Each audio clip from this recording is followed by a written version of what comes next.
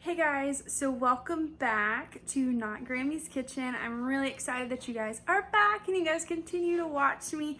I really do have a lot of fun making these videos, especially when there are some oops moments and a lot of fun moments.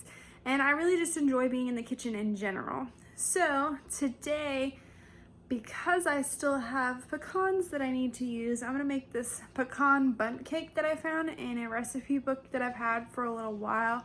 I have a little bit of an obsession with going to like Bell's Outlet or Ross or Marshall's and buying clearance recipe books. So I have a ton of them, so I just decided to go through some of those instead of scouring through Pinterest for pecan recipes. So I can use all these. But anyway, I hope you guys enjoy. We'll see if we get an oops or not. We'll see. But either way, we'll have fun. Definitely give me a like, hit the thumbs up button, and hit the subscription button while you're there. But let's get right in. All right, so this is a pecan. I go back and forth with how to say that, kind of like I was with the tartar. But this is a pecan sour cream pound cake. So last time I made a pound cake with you guys, it was a blueberry pound cake and it was delicious. It was so moist, so delicious. So the first thing this calls for is to grease your Bundt pan. I went ahead and did that. It says to use butter to grease it with and then to put flour. But I just have the pan baking spray with flour, so I'm gonna give that a try instead of just going ahead and doing both. I feel like that's really messy. And it says to go ahead and take 1/4 cup of chopped pecans, and go ahead and put this in the bottom of it. Wah! I mean, a little extra never hurt anybody. So, step 1, done.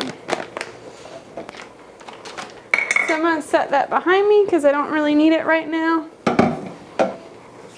Then, next thing it says to do is to take a pan and to sift in your cake flour, which just so happens I was down the baking aisle last week and I was like, you know, I've never tried cake flour, so let me get some. So I thought it was cool that this recipe calls for it because I didn't necessarily plan for that. So it calls for sifting your salt, baking soda, and your cake flour together. So I'm gonna go ahead and, before I forget, and put the salt. I'm not sure why you sift salt, but this is a 1/2 teaspoon. Yeah, it all just went through. I don't know why that was required. And then a 1/4 teaspoon of baking soda. So that's done. All right, so we got the baking soda in, we got the salt in. Now I'm gonna go ahead and put some of this cake flour in my sifter. And it says to sift it and to put it in a separate container. So that is why this is not going on my stand mixer at the moment. Now you know I like to make messes with sifting. So, ooh, this cake flour sifts really nicely.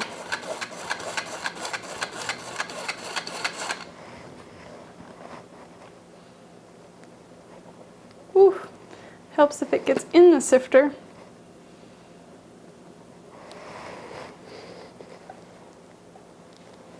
Yeah, most of it just like straight up goes through the sifter, which is fantastic. Makes the job easier.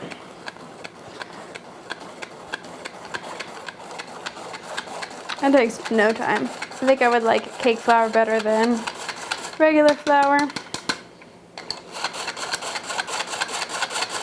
Alright, so that's literally all sifted. It's all in there. It's all good to go. So this gets set aside. So I'm going to pull this back and put it behind me, just so I'm not blocking anything. Then it says to cream your butter and white sugar. So I'm going to go ahead and melt this down real quick. Next is to cream in your butter and your white sugar. So it called for a cup of unsalted butter.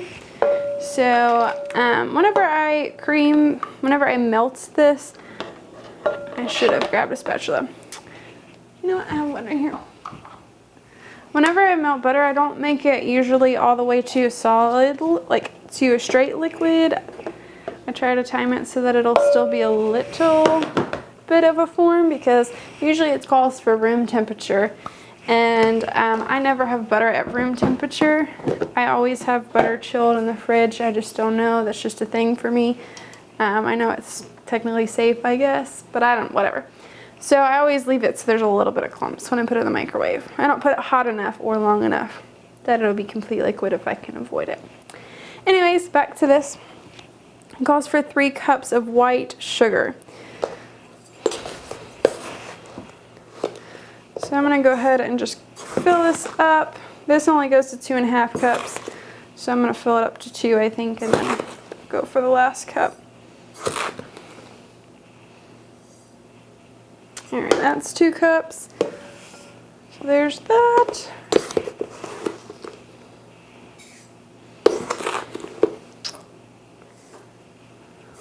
Maybe a little more. A little extra sugar don't hurt. That's good. So there's all the sugar I need. So then this gets creamed until it's light and fluffy. So it calls for beating in the eggs 1 at a time. So I'll move my book over so I don't get eggs on it. And it calls for 6 eggs. For once, I'm not using my chicken eggs because ladies are getting a little lazy. I'm just kidding. I use a lot of eggs, so I probably use more than they can keep up with. So it does call to do 1 at a time, so I'm not going to talk through the whole thing, but I am going to put 6 eggs in here.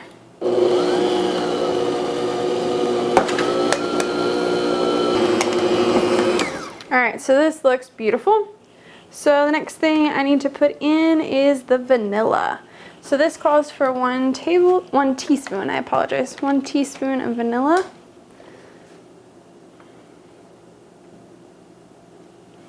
So there's that.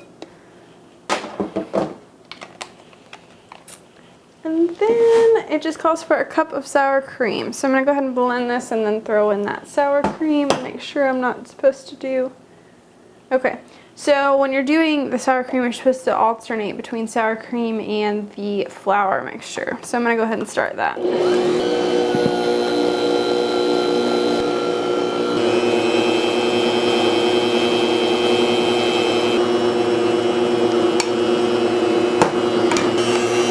Alright, so I think the batter looks great.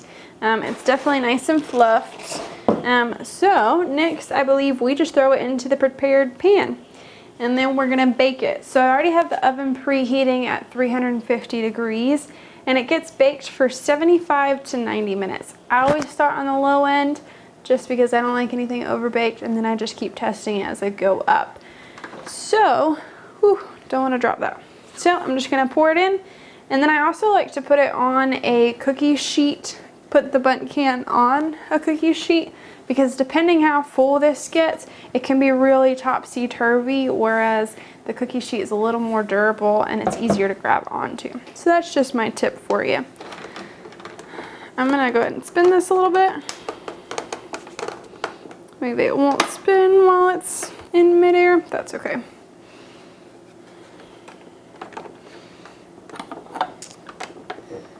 Whew. This batter looks so good. I have 2 different blenders, and one requires the piece that you remove it on a different spot, and I always want to push that, but on here it says power boost. Alright, that's good enough. I'm not going to lick the batter. There's 6 eggs in there, and those are Publix eggs and not my eggs. Okay, so and here comes the dump. Another tip is to spin your pan instead of the actual thing you're dumping.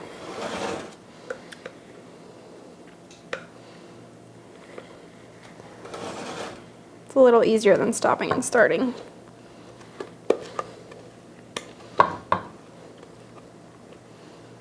There's that. Now I'm just stopping so I can scrape better. This looks like it's going to be delicious.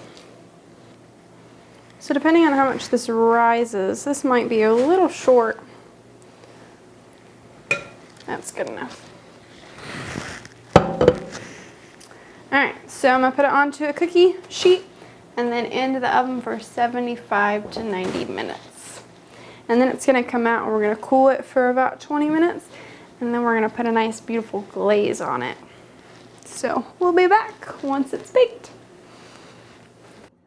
Hey guys, so if you haven't hit the subscription button, I really need you to press that subscription button and get those notifications to see my lovely face every time I post a video. Alright, so it's out of the oven.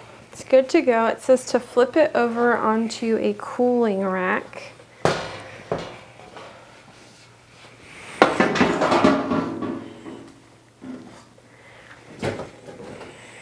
Ta-da! It looks great.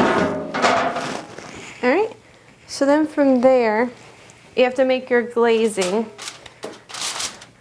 So I'm going to pour the glazing right over this, but I'm going to slide this underneath so that when the glazing drops,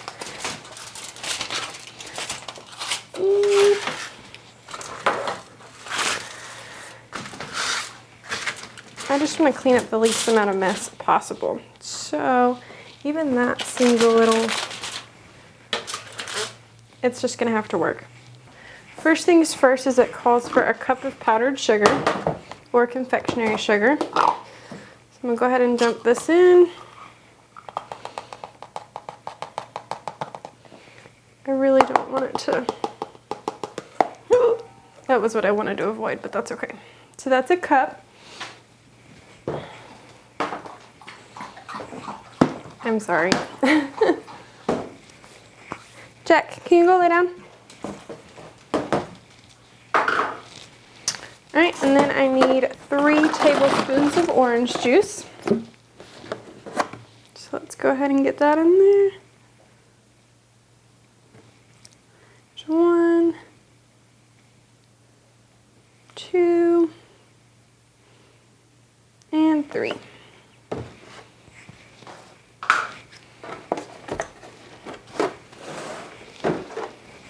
And then I need 1 teaspoon of vanilla.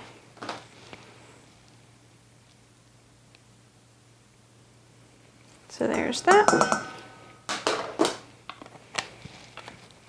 So I'm going to go ahead and mix it up.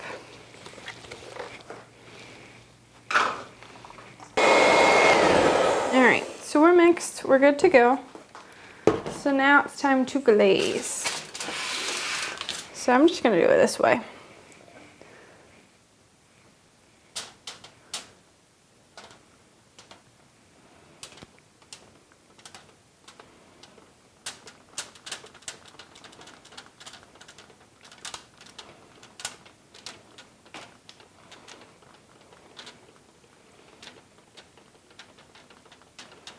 Perfect. Alright, and that should harden and it will be beautiful when it's done. So I'm going to let this, I think, I'm going to let it cool for maybe a few more minutes and then I'll transfer it to a pan and then we'll do a taste test. Alright y'all, so here's the final product. It looks beautiful. When it slides, oh, that would have been terrible. So I'm going to cut into it and see what we got. Ooh, I hope that's done. Looks really fluffy inside. It's very hot still. I'll put that over here. Beautiful. Looks like a shortbread almost. I'm gonna try a piece with glaze. It's good. It's a little bland. I think you'd have to eat it with something sweet, like a scoop of ice cream or something, in order to carry it. But it's good. I like the nuts though.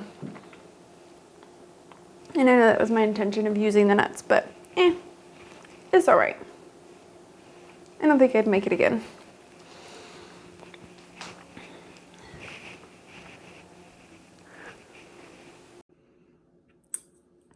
All right, y'all, thank you guys so much for tuning back in. This one was kind of it was all right. I don't think I would make it again, and I don't think I'd really make it to share with anybody because it was kind of bland to me, and I like things that have like a lot of flavor and stuff that people will potentially talk about, I guess. So this wasn't it for me, but maybe you like something that you want to spice up with something like a whipped cream or something like that, and this would be a really good recipe for that. So thanks so much for tuning in. Hit that like button, hit the subscribe button, and let me know if you guys have any thoughts or anything for me. Share the love, and I'll see you guys next time. Bye.